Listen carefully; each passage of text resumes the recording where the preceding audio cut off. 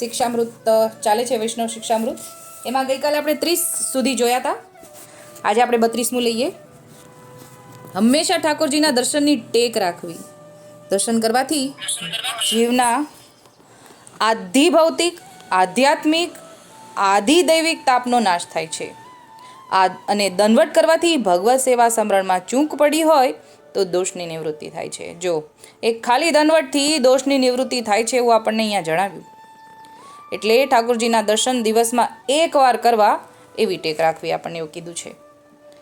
36મું, માળા તિલક માટે ઘણું માન રાખવું. સેનાધિપતિ પોતાના રાજાના રાજચિહ્ન વિશે જેવું માન રાખે છે તેમ વૈષ્ણવે માળા તિલક માટે ઘણું જ માન રાખવું.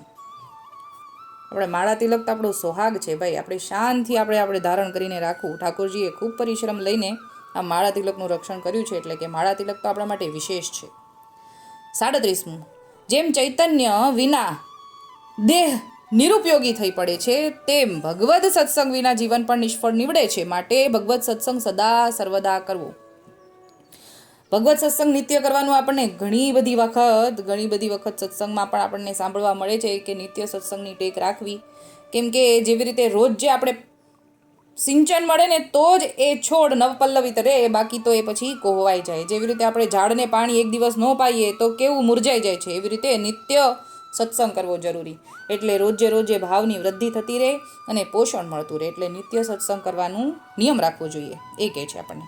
હવે 39મું, સંગ કરવો તો બહુ જ વિચારીને કરવું. બહારથી ધર્મના આચરણનો ખોટો ઢોંગ કરે પણ અંદરથી કપટી હોય છે. બહારથી વૈરાગ્યયુક્ત ધર્મનિષ્ઠ ગણાશે પણ અંદર લૌકિક વિષયોમાં અનુચિત આચરણ કરતા હશે. એટલે આવાનો સંગ ન કરવાનું કહે છે. એટલે કે બાહ્યથી અગર માળા તિલક હોય, દેખાવ એવી રીતે દેખાવ કરે કે હું બહુ ભગવતી, એવાનો સંગ કરવાની ના પાડે છે. એમ કહે છે કે અંદરથી તો એ કપટી હોય છે, ખાલી દેખાડો કરતા હોય છે, અંદરથી લૌકિક વિષયોની વાસનાથી ભરેલા હોય છે. એવાનું સંગ ન કરવો. જો આવાનો જ સંગ બાકી રહ્યો હોય અને આના સિવાય આપણને તાદર્શી ભગવદી ન મળતા હોય તો અસંગ રહેવું સારું, એવું કહે છે. હવે 42મું, શ્રી યમુનાજી એટલે શ્રી ઠાકોરજી તથા સ્વામીજીનું શ્રમજલ છે. માટે યમુનાજીનું પાન જ ઉચિત છે. મલમૂત્રની દેહથી સ્નાન કરવું અયોગ્ય છે. માટે શ્રી યમુનાજીના પાનનું મહાત્મય શ્રી મહાપ્રભુજીએ કીધેલ છે, સ્નાનનું નહીં. સ્નાન તો બિલકુલ કરાતું નથી, આપણો દેહ અડાડાતો જ નથી, બોળાય જ નહીં. અને પાન બી એક બૂંદ જેટલું જ લેવાય કે હૃદય સુધી પહોંચે, એનાથી આગળ પણ નથી લેવાતું. એટલું બધું મહારાણીજીનું જળનું મહત્વ છે. 43મું, ગંગાજીમાં જેમ હજારો ગટરનું પાણી આવે છે પણ ગંગાજી તેને શુદ્ધ કરીને ગંગાજળ સ્વરૂપ બનાવી દે છે, તેમ ભગવદીની કાનીથી ભગવત શરણ સ્વીકારવાથી અને પ્રભુજીને સર્વ સમર્પણ કરવાથી સર્વ પદાર્થ તથા જીવાત્મા શુદ્ધ બનીને સેવા કરવાને યોગ્ય બને છે. એટલે કે ભગવદી દ્વારા આપણે ભગવદી જેવા થઈ શકીએ એટલું બધું સામર્થ્ય ભગવદીમાં છે, એવું અહીંયા કીધું ગંગાજળનું ઉદાહરણ આપીને. એટલે ભગવદીજનનો સંગ કરવો, બાકી અસંગ રહેવું પણ દુસંગથી દૂર રહેવું, એમ કહેવા માંગે છે.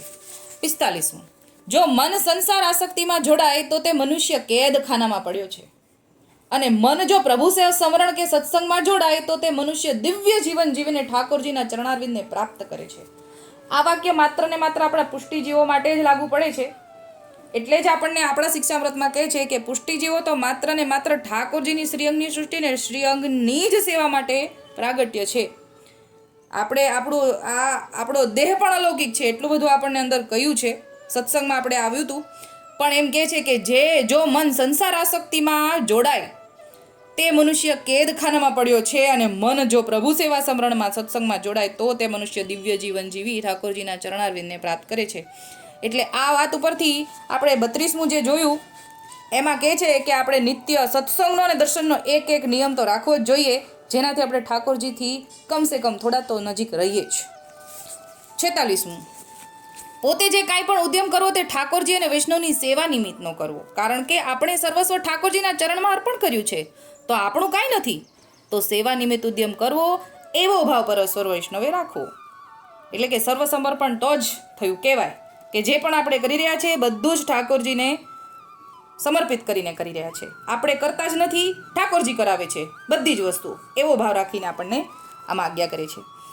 હવે 47મું, જો પોતાના માર્ગની એટલે કે સ્વધર્મની નિંદા અને ઠાકોરજીની નિંદા અને પુષ્ટિ માર્ગ તથા ભગવદીની નિંદા કરે એવા દુષ્ટ જીવ પાસે કોઈ દિવસ બેસવું નહીં. સંગ થવાથી ભાવની હાનિ થાય છે. એટલે કે છે કે જે કોઈ મિથ્યા બકવાદ કરતું હોય, ખોટે ખોટી માથાકૂટ કરે, આવું ન હોવું જોઈએ, આમ હોવું જોઈએ, એની સાથે બિલકુલ વાત કરવાની નહીં, ના પાડે છે. નિંદા કરે, ઠાકોરજીની પુષ્ટિમાર્ગની ભગવદીની નિંદા કરે, એની પાસે કાંઈ એક બે વખત સમજાવવાની કોશિશ કરીએ અને હજી ન સમજે તો જીવ બહિર્મુખ છે સમજીને ત્યાંથી ચાલ્યું જવાની આજ્ઞા કરી છે. 48મું એક લઈ લઈએ, પછી આવતીકાલે લઈશું આના આગળના. પોતાના વ્યવહાર માટે કે ભરણ પોષણ માટે વૈષ્ણવે કોઈ દિવસ ચિંતા કરવી નહીં. ભગવદ દ્રઢ આશ્રય રાખવો. પ્રભુ જે કાંઈ કરશે તે તેની ઈચ્છા અનુસાર કરશે. પ્રભુ સર્વસમર્થ છે, તે મારા સ્વામી છે, હું એનો દાસ છું, એવું દ્રઢ ભાવ રાખીને ચિંતાનો ત્યાગ કરવો. એટલે કોઈ જાતની ચિંતા કરવાની ના પાડી છે. કોઈ જાતની એટલે કે ભરણ પોષણ માટેની ચિંતા કરવાની ના પાડી છે, ને કોઈ પણ વ્યવહારની અલૌકિક ચિંતા કરવી, ઠાકોરજી દૂર ન થાય એની સિવાય બીજી ચિંતા કરવાની જરૂર નથી.